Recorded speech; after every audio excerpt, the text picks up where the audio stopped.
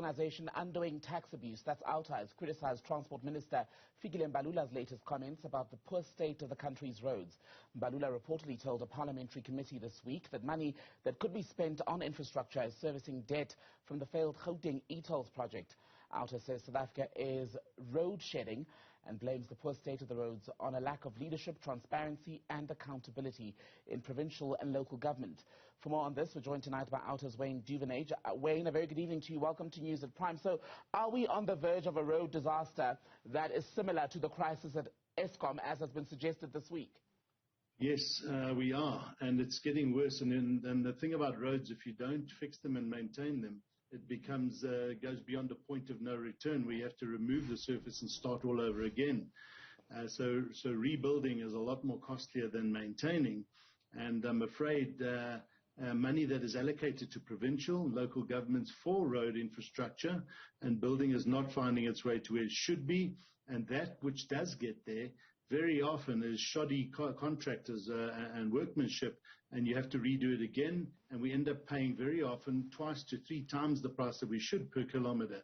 So you add up all those factors and we're just not getting the bang for buck in the taxes that we spend on roads, and it comes down to leadership, and it starts with the minister, because he needs to oversee this and needs to get in touch with the MECs and the various role players that are allowing this problem to perpetuate. So, during his appearance before the Portfolio Committee on Transport this week, the Transport Minister then said, according to some of the reports we've seen, that a lot of this money that could be spent on upgrading roads and doing the other work that's needed is being held up in servicing debt from the failed Etolls project. You disagree with that. On what basis do you make that argument? On the basis that we've always said that these are urban roads, they're commuter routes that should be funded via tax and treasury allocations, and the Minister of Finance has been doing so.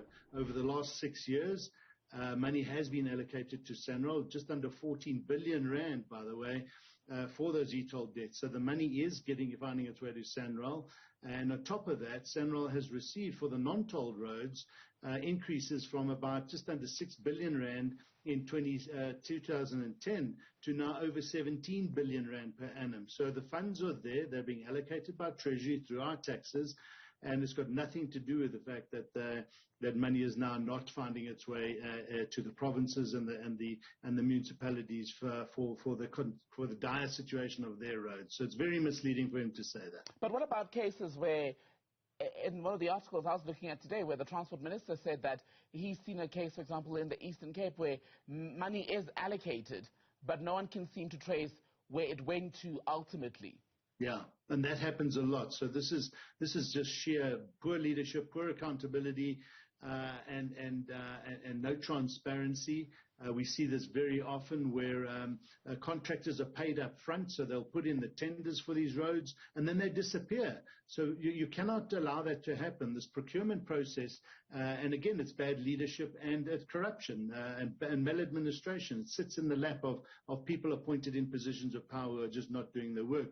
And on top of that, as I said, sometimes when the money does find its way into the tarmac, only to be found that the tarmac is in a bad shape again within a short space of time.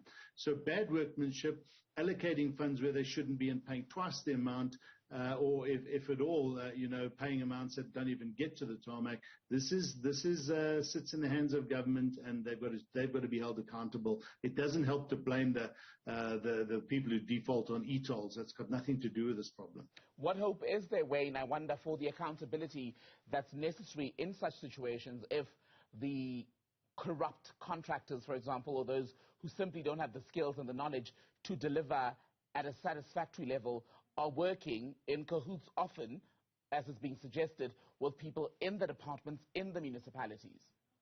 Yeah, so I think what we need, and this comes right from the top, from the president, you can't have a cabinet and cabinet members that are not exercising leadership. We need to get the role players, the main stakeholders around the table. There are road construction bodies in this country. There are government bodies that oversee the construction issues, and then there's the construction industry itself.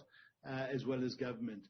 we can find a solution, but it does come down to accountability. It comes down to foregoing cadre deployment, putting the wrong people into positions of power who just don't know how to manage this process of road construction and holding contractors to account, understanding what it is when you're doing tenders for hundreds of kilometers of road and what that really costs. I mean, we even saw it in the Gauteng freeway upgrade. We paid 18 billion rand, or SANRAL did on our behalf, for a project that shouldn't have cost more than between 6 and 8 billion rand.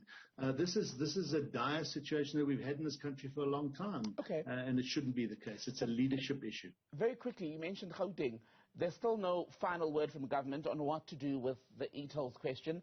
It has been kicked down the road. The can has been kicked down the road many times over the past decade or so. How much longer can both the provincial government and national continue on this course, because the people of Gauteng are still simply not paying? Yeah, they're not. And the sad thing is there's about 15% of them who are, just because they want to stay in the good books of government, and they're uncompetitive when these are big contracting road freight companies and so forth. So it's a debacle. They should have made this decision a long time ago. And we hope that Enoch Godongwana makes a decision on behalf of the Minister of Transport on this, although it should come to the Minister of Transport. It was the Minister of Finance who announced it 10 years ago, Pravin Gordhan, in 2012, that they were going to go ahead with it. Now has to be undone, hopefully by the Minister at the budget speech next week.